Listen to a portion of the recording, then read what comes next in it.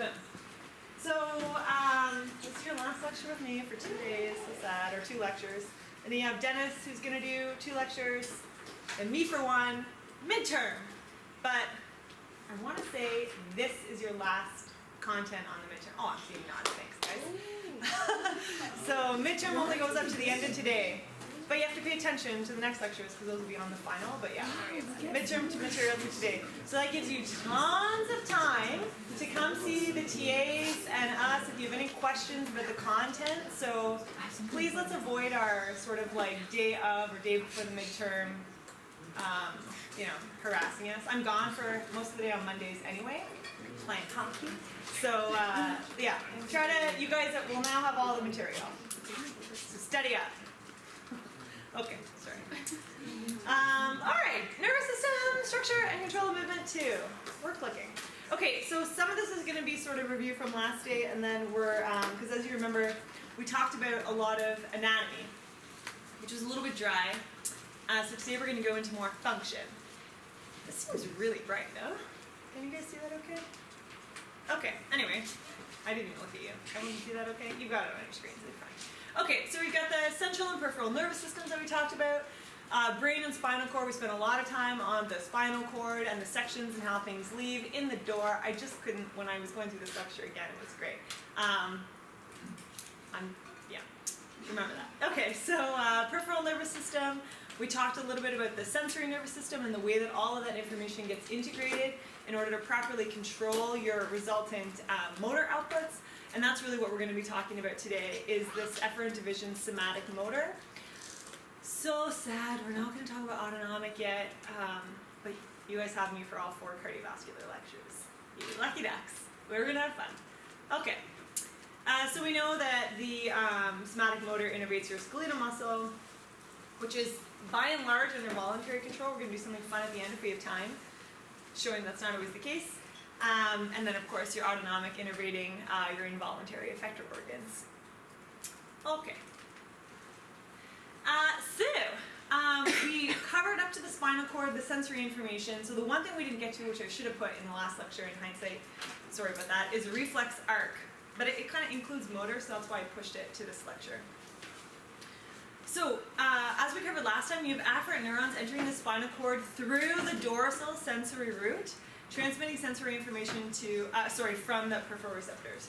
So obviously if you touch something or someone hits you, you know that your brain receives that information. That's through these sensory receptors. But, and we talked a little bit, or I kind of cryptically mentioned interneurons last week. And this is what they do. So those peripheral receptors or sensory inputs are going to synapse with interneurons in the spinal cord, not always necessarily. But they can synapse with these interneurons, and then this impulse passes over the motor root pathway to the alpha motor neurons, and then to the muscle. So it's basically like a workaround. So everything doesn't have to go all the way up to the brain and then all the way back down again. So the example that you can see in the image here is someone touching a hot iron. So I wrote here unexpectedly. Presumably this would happen. I guess people can walk on coals, so I guess you can override it. Again, we'll talk about overriding later. But so let's say you unexpectedly touched a hot object. So you have your sensory pain transmitters in your skin that are going to transmit the sensory information that goes, that's hot, into the spinal cord. And that is going up to the brain. But you also get a reflex loop here that activates these efferent motor fibers to elicit the appropriate response. So jerking your hand away. And then again, like I said, concurrently that transmits up the cord to sensory areas in the brain that will actually feel the pain, and the result is that your hand can move quickly even before the outward perception of pain. Okay, so I feel like that makes sense. Everyone's probably experienced that at some point in their life. I know you guys love sports with our athletes in the room, so we'll make it athletic here. So reflex actions in the spinal cord and other subconscious areas control many muscle functions. Hundreds and sometimes thousands of hours practicing a particular motor task grooves the neuromuscular movements to become automatic. And that was something that I got out of the textbook, the word groove. So I think it's like a word. It seems like something I would make up, but it grooves these movements to become automatic. So they no longer require conscious control. Are there any piano players in the room? No one's gonna admit it? Guys, I play. Nobody plays piano? Did play piano? What about when you were little? Yeah, okay, there we go. So remember when you had to play like a really tricky part, and like eventually you practice it over and over again, then your hand would just do it, and if you started thinking about it, then you would screw it up. So this is exactly it. So these are grooved movements that have become automatic over time. And this sort of runs into, if you do things over and over and over again, you can improve your performance of them, like that, whatever you're doing in your piano piece. But improper practice can also automate a task to produce less than optimal neuromuscular actions. So has anyone ever heard this? Perfect practice produces perfect performance instead of practice makes perfect. Perfect practice produces perfect performance. So if you practice a movement pattern, it becomes learn and groove sort of no matter what. So, to wake everyone up on this happy Tuesday morning, groups, we'll do this for 5 minutes again. Pick a sport and list the motor tasks involved with that sport that you think could be learned or grooved, either correctly or incorrectly. And then we'll go around the room and have you guys shout them out. So obviously not everything is going to be one of these kinds of movements, so come up with your own examples of things in your sport or activity that can be learned or grooved. Go!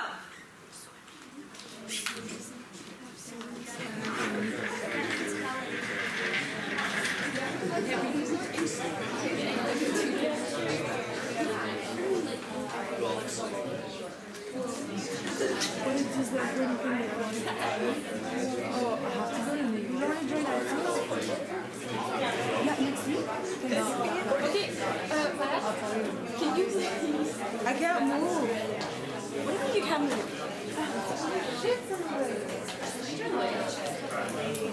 Come over. Okay, what is it? Swimming. Yeah, because so when you do breaststroke,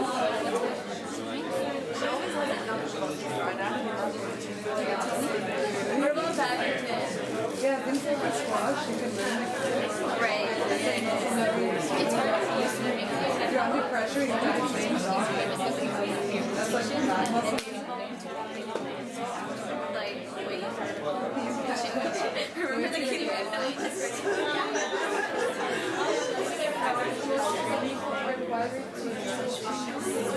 Okay, let me tell you my aunt.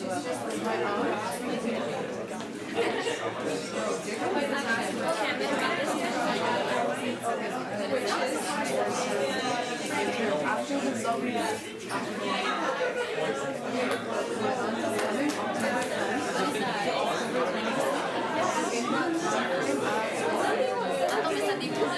was thinking, look, let me tell you what I mean. The 15th, because that's when Natalie's working. No, 15th is in the middle of the week. And we have the exercise fit. Within class, we're on the 22nd, Monday, so I was going to go the weekend for 11 to 15. I don't want to go before exercise fit. I want to go before class. When is that? That's the everything matters. So I'm probably going to go Thursday the 18th to Sunday the 20th.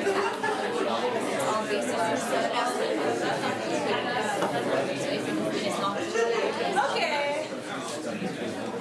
Let's do it. Who came up with a sport and a task or more tasks for one sport? Hit me with your answers.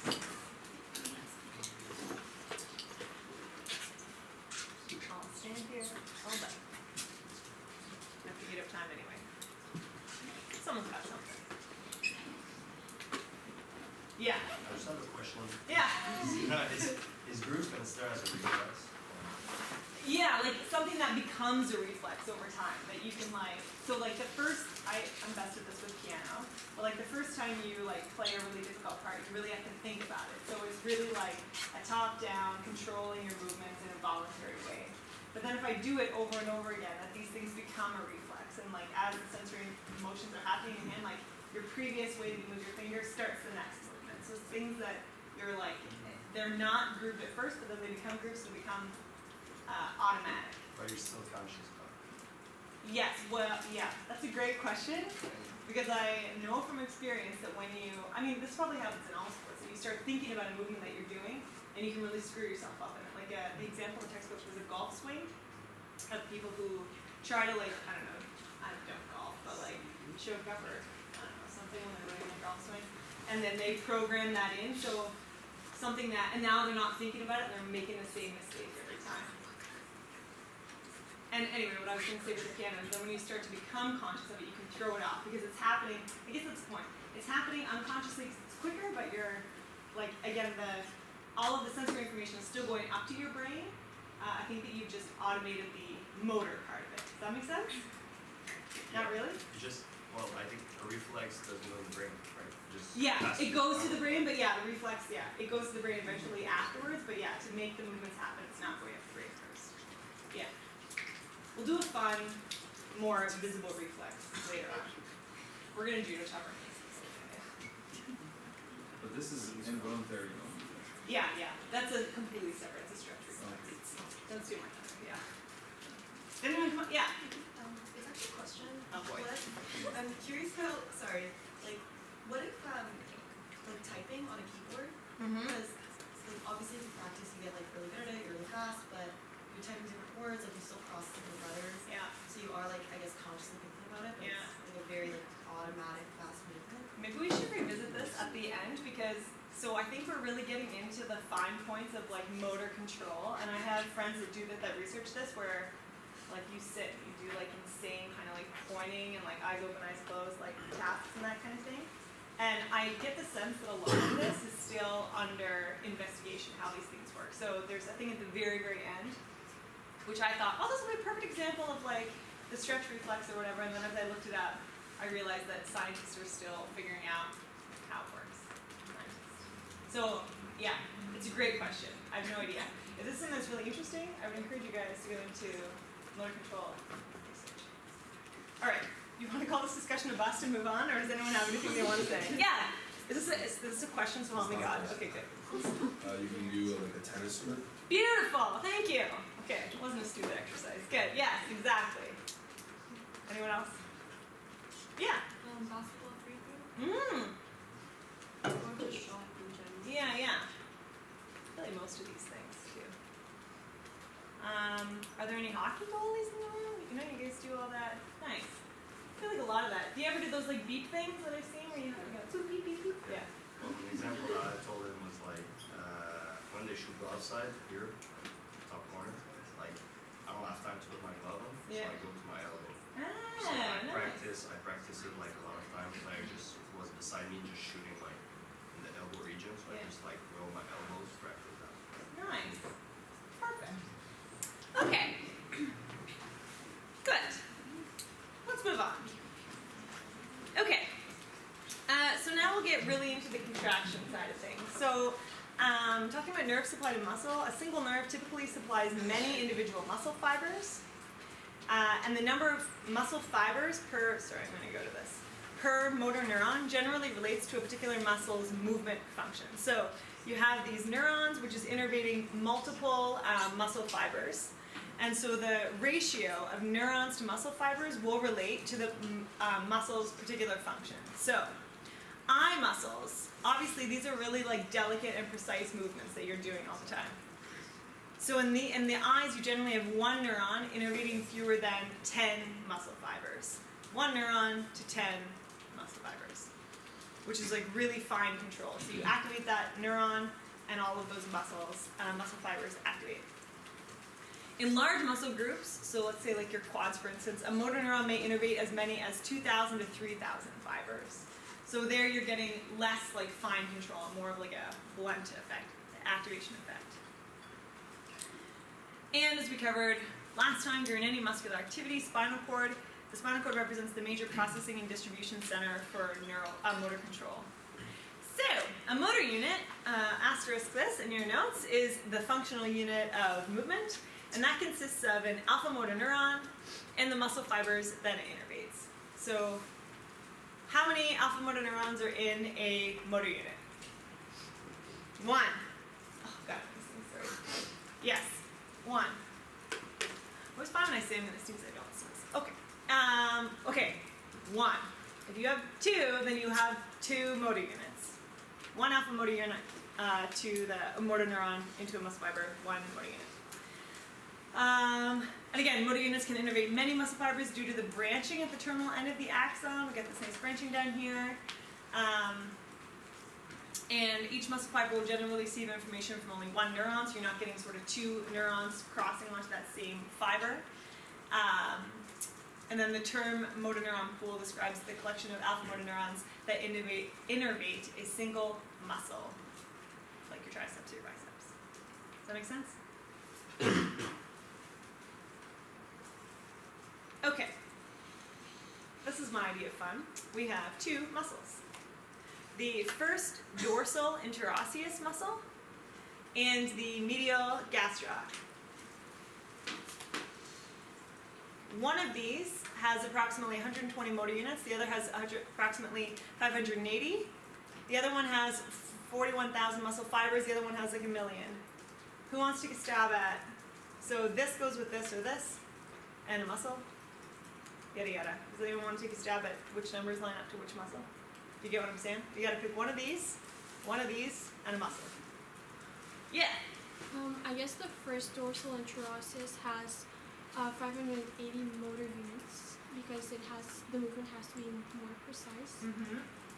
But it has less muscle fibers because the muscle is weaker than the medial gastric venous. Your logic is perfectly sound. I tricked you a little bit. It was the obvious answer, but yeah, exactly what you said makes perfect sense. So this, just because it is really small, it has only 120 motor units, so 120 neurons. But you're right, exactly that, because it's fine motor control and you really want to control it precisely. I mean, this is still a lot of motor units, like a lot of motor neurons to this many muscle fibers. So we end up with a number of 342 muscle fibers per alpha motor neuron there. Whereas in the medial gastroc, it comes out as like almost 2,000 muscle fibers per motor unit. So just like you said, that was perfect, that we have a smaller ratio of neurons to muscle fibers to control really fine movements. Cool. Oh, and I put this in to trick you guys if you're trying to go forward and find the answers. I don't know if that worked. Okay.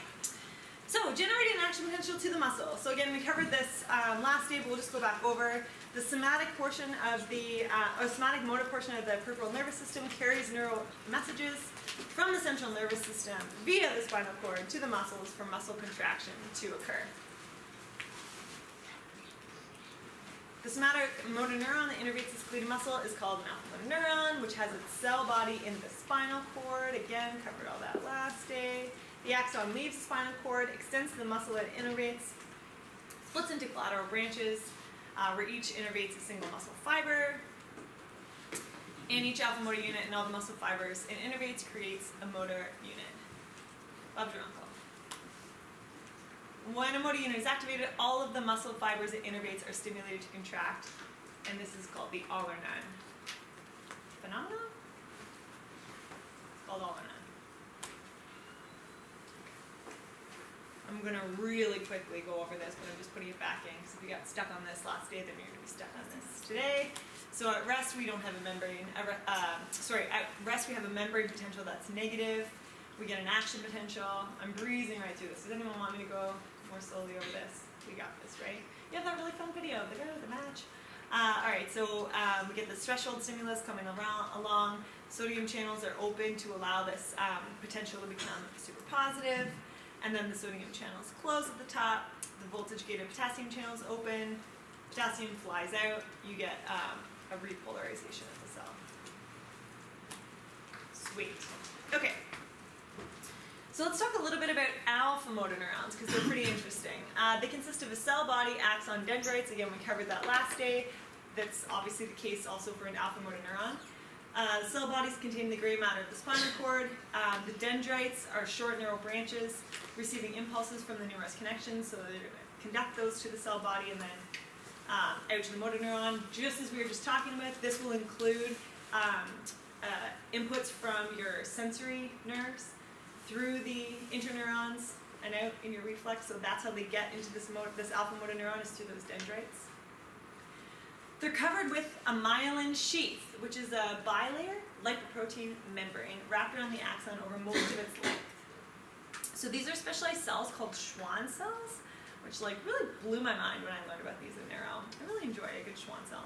So it covers the bare axon, spirals around it up to 100 times. You can find really cool pictures of this on the internet. That's what I do with my time. So then you've got these nodes of Ranvier, since we're in here, to interrupt the Schwann cells every 1 or 2 millimeters along the axon's length, like so. So here's a Schwann cell, here is a node.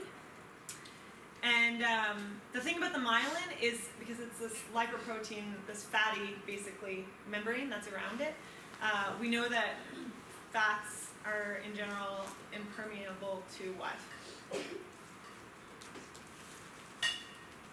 Anyone know what can't pass through like a fatty thing? Anything that has a charge or an ion? Sorry, that was a really directed question. I was really looking for one answer. So anything with a charge can't go through, which includes your sodium and your potassium. Those are ions. They have charges on them. So that sounds confusing because you've covered your axon with fat that's not letting you transmit your action potential. But it ends up being sweet because you've got these nodes of Ranvier which permit the depolarization of the axon. We have a video for this. And this allows the impulses to jump from node to node. Oh my god, this is an autocorrect. Saltatory, not salutatory? That's different. Saltatory, conduction. And this type of conduction causes faster transmission velocities compared to unmyelinated. So, to hammer home that point, let's watch a fun The video. improved efficiency is due to the fact that the insulation provided by certain cells, called Schwann cells, which have wrapped themselves around each axon effectively limits the movement of ions to short segments between these cells, rather than allowing this ion exchange to take place along the entire length of the nerve fiber. Loss of the myelin sheath can cause serious impairment of function of the nerves involved. Shorter than I remember it. Okay. Are we, any questions about myelin, Schwann cells, salutatory conduction? Okay. Basically, alpha motor neurons real fast when they're myelinated. Again, this is sort of to do with last week, but it's leading into where we're going, sort of setting you up for the real meat of the lecture. So neurons communicate with other neurons at synapses located between the synaptic end foot and the dendrite of a postsynaptic neuron. This is called the neuromuscular junction when it's happening at the muscle. So communication between sending and receiving neurons, or the neuron and the muscle, occurs via synaptic transmission, which is a process that happens when a neurotransmitter, and in this case it'll be acetylcholine, that's leaving the neuron and synapsing onto the muscle, we'll talk about that in a second, are released from the synaptic storage vesicles and the presynaptic neuron into the synaptic cleft. So you've got all these like vesicles, just little like bubbles, I guess, hanging out in the nerve terminal, and then when you get an action potential that comes down, you have this electrical signal that needs to get transduced into a chemical signal. So that's basically the action potential reaches the end of the neuron. That signals all of these vesicles. I said vesicles and vesicles, sorry. There's, I don't know. What, both are fine, right? What did you guys learn?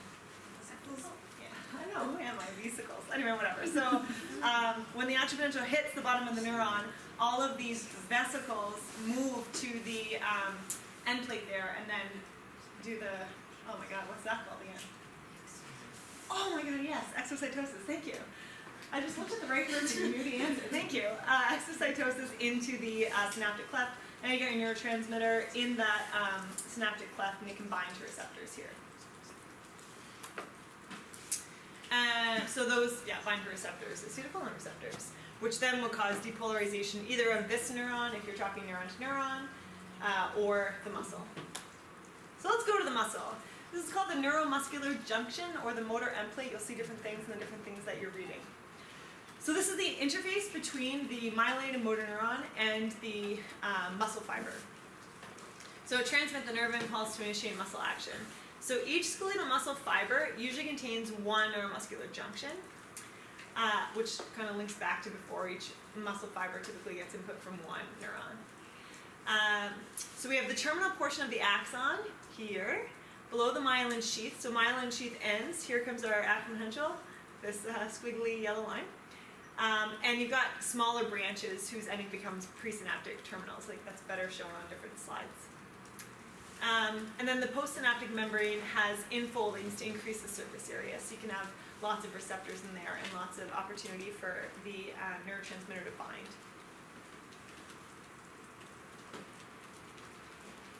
Okay. So excitation. Your impulse arrives.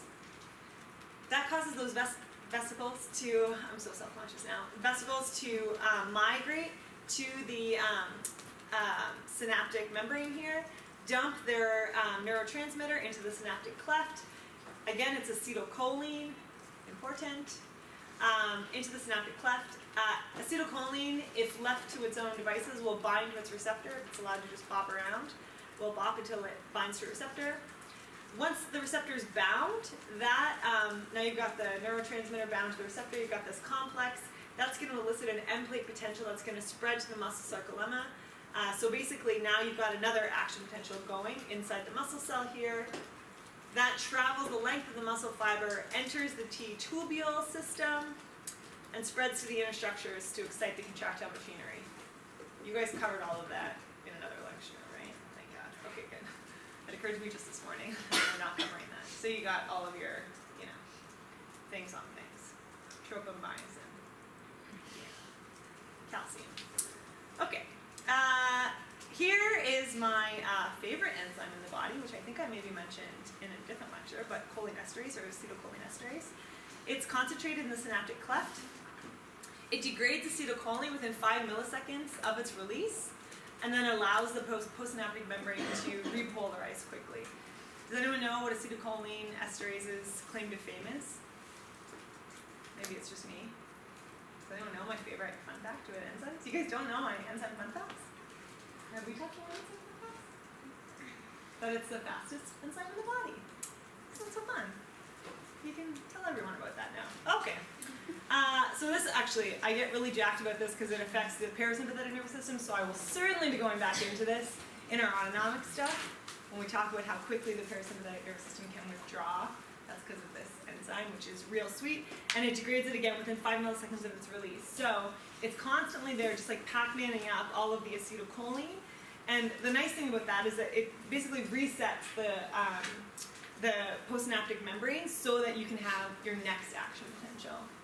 So if the acetylcholine was just left to keep on dumping out and keep on binding to receptors and all that, then you would never let your muscle relax and be ready for your next action potential. So you need this cholinesterase enzyme there to eat up your acetylcholine that's left in the cleft. Is that cool? Okay. I told you there was a lot of repetition in this lecture, sorry. So, motor unit, functional unit of neural control and muscular activity. Cell body, alpha motor neuron, all of the fibers innervated by the alpha motor neuron. And again, principle, I was right. When an action potential is propagated in a single alpha motor neuron, all the muscle fibers innervated by that motor unit are stimulated and contract, called the all or none principle. So here's where we get into the thick stuff. So motor units are classified into 3 categories based on several physiological properties of the contracting fibers, most notably twitch tension, twitch contraction time, and fatigability. Okay, so we'll be probably on this slide for a good 5 minutes here. Does everyone have their brains ready? You guys need another break? Give me another bad group activity. Okay, so you've got fast fatigable, your type 2X motor units. Your fast fatigue resistance, your type 2As, and your slow, your type 1 fatigue resistant motor units. And researchers have done all kinds of work on these and sort of figured out the characteristics of these. When I say sort of, I mean they have. Okay. So your fast fatiguables, basically all of your fast ones are going to have large cell bodies and large axons. That's how you conduct something really quickly, through a large axon. So the neuronal cell body is large in these fast fatigable units. Your fast fatigue resistance have a medium cell body, and your slows are going to be small. I'll take you over to these images as we come up with stuff here. So the activation threshold for these fast fatiguables are high. So it takes time to get these activated. And we're going to get into that in a second. Activation threshold for the fast fatigue resistant medium, and low for the slows. So, and by low I mean these are the ones that are going to activate it first. I'm leading into our next slide here. So your type 2X, these are the ones that are going to generate your really high twitch tension. So I don't know if you can see this more clearly on your screens or up here. But you activate a fast fatigable type 2X neuron, and this is the kind of twitch. So you can see it's going up to 50 grams here. It's fast, it's 100 milliseconds from the time that you get the muscle contraction to the time you get relaxation here. And you compare that to the fast fatigue resistance. These are also fast. Again, we're working on the same timeline, so they're both fast. But these ones generate less force. So the type 2As, this fast fatigue resistance, generate less force than the fast fatigable. And they're activated earlier. And then you can look down at the next figure, but you can probably also guess at this point. The slow oxidative fibers, these type 1s, they have a really low twitch, or lower, and they're slower, 200 milliseconds there. You guys have all heard of slow twitch, fast twitch muscle fibers, right? Yeah. And we just covered that.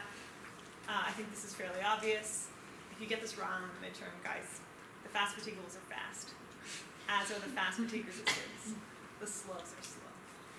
I don't know if that's on the midterm, but if it is, just get it right. Okay. Fatigability, again, I think this is like kind of intuitive, which is nice. And it's also in the name. So fast fatigable are very fatigable. So I think this is, again, obvious if you think about like sprinting and running. Who here gravitates towards sprint sports and stuff like that? Definitely me. I'll pass out in the 400 meter. Nobody? I feel like all the hockey players. What sport do you do? Running? Oh, you're sprinter? Okay, wait. I'm not a sprinter, I'm a half marathon. Oh, okay. Okay. You probably have a lot of these slows then. Okay, so then your type 2As have a medium fatigability, which is nice, so these are in the middle here. And then again, your slows are low fatigable. So these are the ones that are going to let you run a half marathon long after I've passed out, which is kind of bear reflex anyway. Do we have another one? Oh yeah, and once again, lots of redundancy in this lecture today. So these are your fast fatigables or your fast glycolytics. This comes back to why they're so fatigable, because lack of glycogen and lack of glucose stores in the muscle is one of the main sources of fatigue, as we talked about a few lectures ago.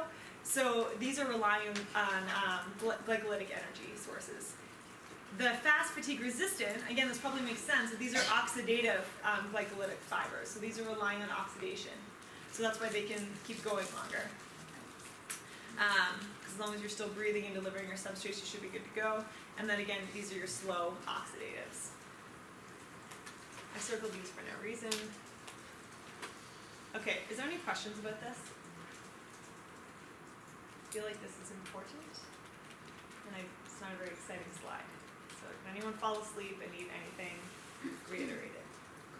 As I pause dramatically to tell you that this is important. Okay. So motor neurons actually modulate the fiber's properties. So this is like kind of experimental. So for instance, well, kind of, it's surgery.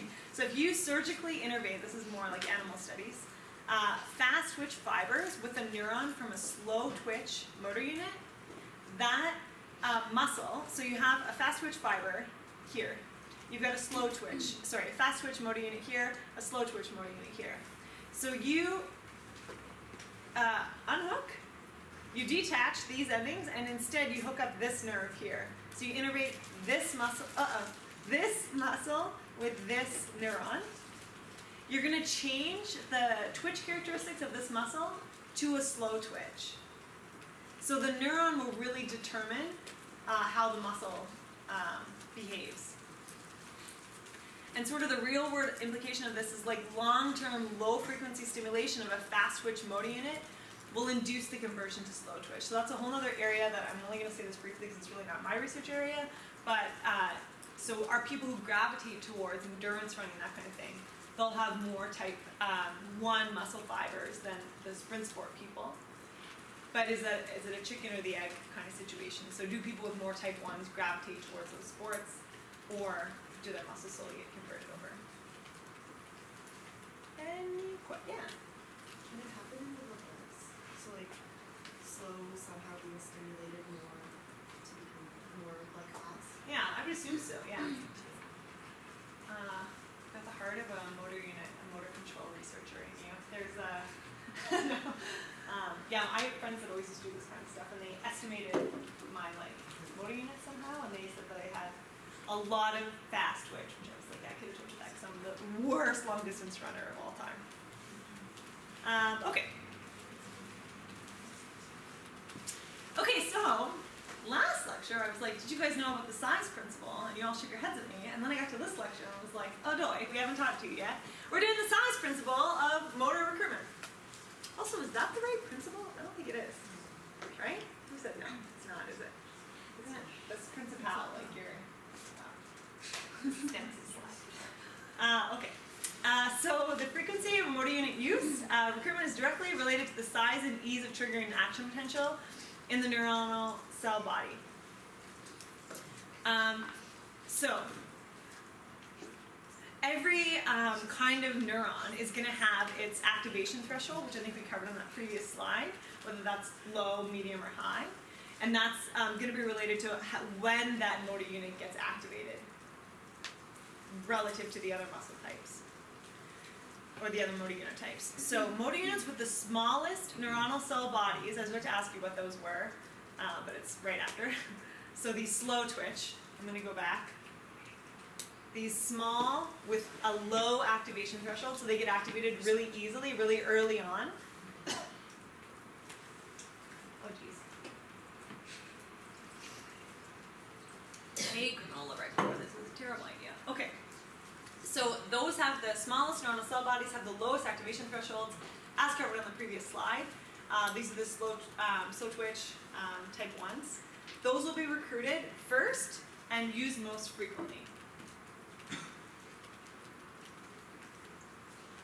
Whereas motor units with the largest neuronal cell bodies and highest activation thresholds, those are those fast twitch ones, especially the type 2X, those are the highest thresholds, are recruited last and used less frequently. So you're talking about if you go on the scale of an MBC, and you need to, let's say, we always do isometric hanger, that's not good real world. Let's say you're lifting a box, and this is only a 25% MBC, then you're gonna activate these type 1s. Let's say you're lifting a light box, someone hands you a light box, you're helping your friend move. You can hold that box for quite a while, right? Because these are these slow twitch muscle fibers that fatigue really slowly. So now someone hands you like a medium-sized box. So this has their like pots and pans in it. So you can probably lift it, and you're going to stand there, but you're probably going to hold it for like, I don't know, depending on the pots and pans, a couple minutes.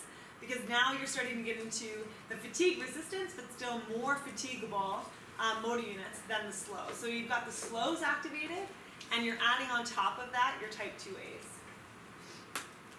And then you hand someone like the massive box with the books in it, which I always try to get other people to carry for me. So now you're really getting into your fast fatigable units. So you can hold that for like, a second. Me carrying my kitty litter back from the farmer free the other day was really embarrassing. I had to sit it down so many times. I'm very cool with my cats and kitty litter talk in lecture. It's good. Okay. Any questions about the size principle? Oh, we go on. We have another slide on that. Save your questions. There are a lot of questions. Okay. Motor unit recruitment patterns are additive, not sequential. And so again, so you're not like deactivating your slows when you move on to the fast, non-fatigable. So these are additive patterns. And they're determined by the force or power necessary. So we talked about like going up in an MBC. What about doing the kind of exercise that you're doing? So slow walking, which is light effort, low power, that's supported primarily by slow twitch, fatigue resistance, type 1s. You break into a jog, now we're talking about moderate effort, medium power. So again, now we're moving into our fast fatigable and our fatigue resistant neurons. And then again a sprint, that's where we really see these fast fatiguables taking over. But again, our slows are still active here. So we just have kind of like an all-out activation going on there. And this again kind of follows up on the last slide, but motor unit recruitment describes adding motor units to increase muscle force. So we don't want all of the motor units in a muscle to fire at the same time. It would make it impossible to control muscle force output. So we need to activate them at a particular speed under a set rate of potential development, and we're activating specific muscles. So the whole idea of this sort of box is that speeds tend to decrease with increased intensity. So again, you give the person the 3 boxes. You've got your pillows, your pots, and your books. You can lift that box of the pillows, or you can lift a pencil or a 3-pound weight really, really quickly, whereas your really heavy box is going to take a minute. You'll be heaving a little bit. Also, whenever I go to pick up my kid litter, the guys, I was like, oh, it's really heavy. That's sexist. I can carry it. And he's like really small. I can't really carry it though. It's really sexist. Sometimes. Okay. My forearm muscles are not good. Okay, so getting into some reflexes. And that's basically, we're going to just talk about reflexes for the end of lecture, and we're done. We've got a few reflexes to go through. Okay, so first of all, talking about the muscle spindles. So muscle spindles detect the stretch of the muscle. So we're going to be talking about muscle spindles first, and then the Golgi tendon organs next. And so these ones do muscle stretch. So sensory neurons are going to conduct action moves to the spinal cord, synapsing with the alpha motor neuron. So again, we're talking about a reflex, something that isn't necessarily going up to the brain in order to create the reflex. It's a reflex. I can probably stop explaining that. And then you get a stimulation of the alpha motor neuron to cause the muscle to contract and resist being stretched. So I'll go through the slide and then we'll all start hitting each other's knees. So muscle spindles are composed of intrafusal fibers that insert into the connective tissue within the muscles. So voila. The muscle spindles are innervated by gamma motor neurons, which stimulate the intrafusal fibers to contract simultaneously with the skeletal muscle, which are extrafusal fibers. So extrafusal is that's just a normal, regular muscle fiber. I had to look that up. Anyway, via alpha motor neuron activation. So the muscle spindle will detect, respond to, and modulate changes in the length of the muscle fibers. So it's monitoring your stretch. So obviously this can be passive or it can happen during a muscle contraction. So they assist in the regulation of movement and maintenance of posture. There's a really fun part of the textbook that said if you didn't have these, we would all just be flat on our faces all the time. So these keep you up. So they assist in the regulation of movement, maintenance of posture. Yeah, my muscle spindles are going crazy right now. And provide sensory information to integrating centers in the spinal cord and brain regarding the absolute length of muscle fibers and the rate of fiber length. And basically, rapid stretching of a muscle causes reflex contraction, a knee-jerk reaction, and now we're going to hit ourselves in the knees. Last, highest density in the bimotor skills. Have you guys all done this before? It's so fun. If you have a friend in class that you trust to hit your knee, you need to get your knee on a hinge. So I usually just cross my legs and I do it like so that it can kick out. Someone hit me. You can actually do it to yourself. So try to do it to yourself while I try to get it to go with myself. You gotta get it, I did it. You gotta get it right here where your tendon is. Oh, I'm really good at it. It's really fun, guys. Do it to yourself. Is anyone having trouble? I wish I had a picture. Get your knee on a hinge. You have to have it crossed on your knee. And judo chop. Oh, it's so fun. It is fun, right? Oh, no, I can't do it. Nice job. You can't do it?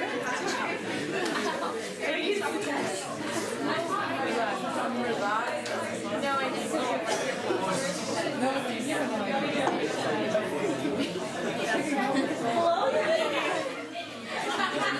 Have you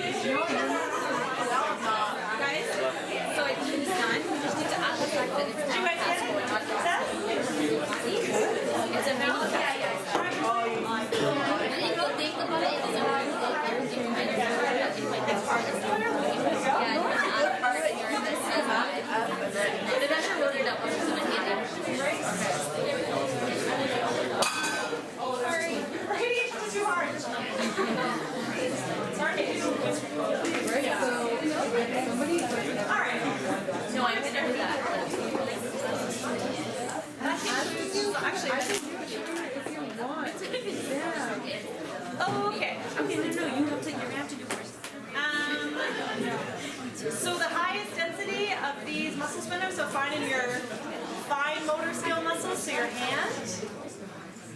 Lowest density in your gross muscle skills, so your quads, that kind of thing. Any questions about muscle spindles other than you can get it to work? If you can't get it to work, do it, this is going to sound weird, do it without pants on. Because then you can see where your tendon is. That's what you're all doing tonight when you get home. Trying to get your roommates, maybe. Oh, okay. I'll move on. Okay, Golgi tendon organs, reflex number 2. So Golgi tendon organs detect tension applied to a tendon due to muscle contraction or shortening. Stretch, spindles, Golgi tendon organs, tension. So the sensory neurons, again, are going to conduct action to the spinal cord. They synapse with inhibitory interneurons that are going to synapse with alpha motor neurons. And then that's going to inhibition of the alpha motor neuron causes the muscle to relax, relieving the tension applied to the tendon. And this helps to prevent excessive force development during muscle contraction. So those muscle spindles were in the body, like attached to the connective tissue, in the body of the muscle, I mean. These ones are hanging out right by the tendon here. So near the tendon's junction to the muscle. And they're stimulated by excessive tension to elicit